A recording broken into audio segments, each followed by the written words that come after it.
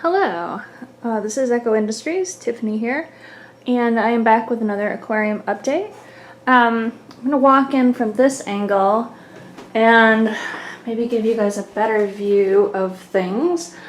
I'm going to talk a little bit about my updates to the 20-gallon long, which was the one I really wanted to work on. It's the problem tank right now.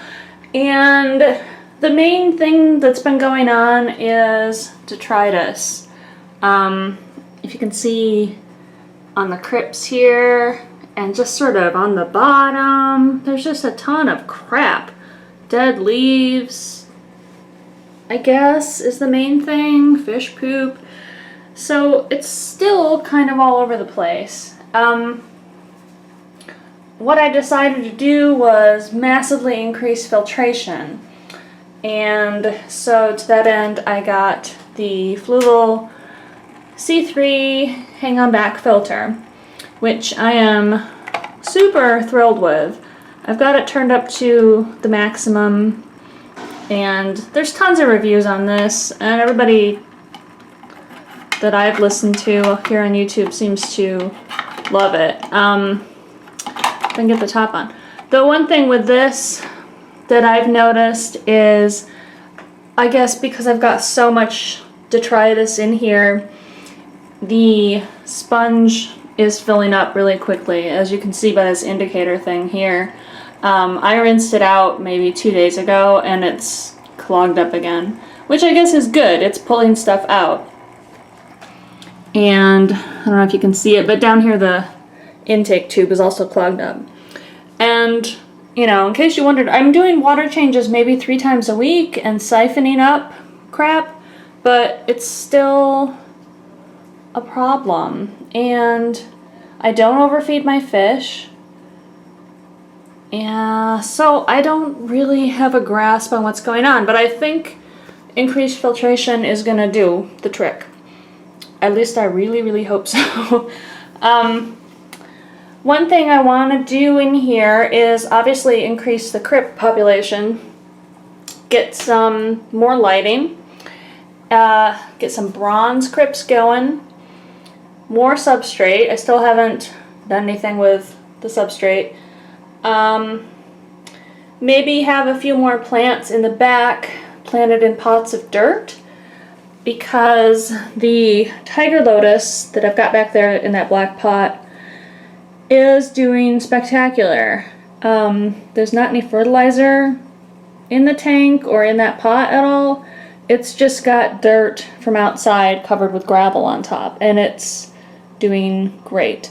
With this one, I'm not letting it form the floating leaves, which are beautiful, but you know, when it does that, it doesn't form the big underwater leaves as much. So yeah, so with this tank, to recap, increased filtration.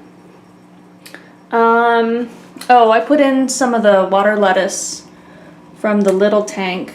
Where is it? Here. That was doing great and taking over. So we'll see. That can only be a good thing, sucking up excess nutrients. Yeah, so I'm really, I didn't really talk about this. What I'm really wanting to do is get the Java fern and African fern going. So to that end, I tried to get the detritus off of them, and I put them under the flow of the filter because I know they like that. They are attached to rocks using some old fishnet tights. So that has holes in it that lets them, you know, attach the rhizome. And it's easy to plop little babies in there, which they are making. They just don't seem to grow very much. So, okay. I think that's everything with this tank. And still the same inhabitants. White Cloud Mountain minnows. One white cloud died this week, and I don't know why. It just kind of seemed to have shriveled up. It got really thin and was just sort of hanging out at the bottom, so I had to euthanize that one, which was really sad.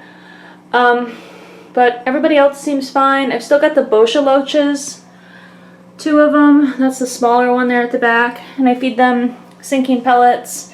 I'm kind of regretful that I got them because they killed the autos in here, and I can never have shrimp or really any kind of bottom dweller, which I didn't really think through, I guess, enough when I got them. They're aggressive little things. And so you can see they just kicked up a storm of crap. So I'm gonna get in here ASAP with the siphon. So, okay, moving on to the 5-gallon. Really happy with this.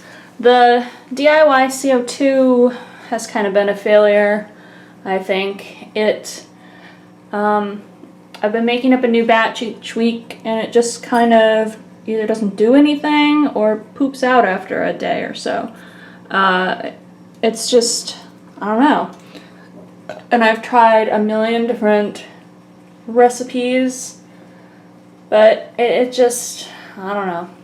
It's been kind of pointless. The first batch was great, and I've tried to replicate that, done the same exact recipe, and nothing. So you can see the auto right here. I think there's 2 left in here. I don't know if there's any new plant growth since last time. We've got the beautiful crypts, the banana plant, and this guy right here, I'm guessing is a Amazon sword of some type, but I don't really know. The Blixa, I think, I don't see it, is totally gone. Water lettuce on top still, and back on the sticks back there, I do have some baby Java fern, which I'm hoping maybe I can get it going in this tank at least. And what else?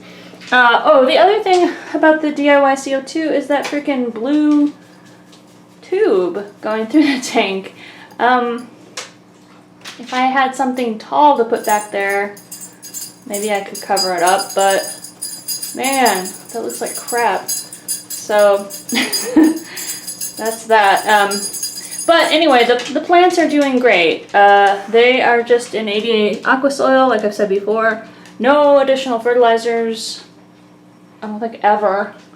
I might have put root tabs in here when I first got the tank, but I don't recall. And I thought I had a package of them somewhere, but I can't find it. I am going to try the Osmocote in the gelatin caps soon and see what that does. And then, let's see, I've still got the overhead lights, shop lights basically, with CFL bulbs, and those are doing fine. If I ever get off my butt and put more substrate and plants in here, I will put another shop light over there. I'm quite happy with the CFL bulbs, honestly. I think they're doing really well, at least for the plants that I have. I currently don't have any like super high-tech requiring plants, so that's fine with me. And in case you're wondering, the orchid back here, it has had some dead leaves since transitioning to indoor growing, but it's certainly not dying, and there are new leaves. It's kind of growing, you know, towards the light, towards the window, but it's adapting. And the cypress over here, oops, is growing and adapting. I put aquarium water into this pot here, and I water the orchid with aquarium water too, just like all my houseplants. I just brought my potted grapefruit tree inside, and we'll see what happens with that. That one's probably more delicate than either of these guys, so hopefully that survives the winter here in Oregon. And I think that concludes the update. Thank you for watching. Bye-bye.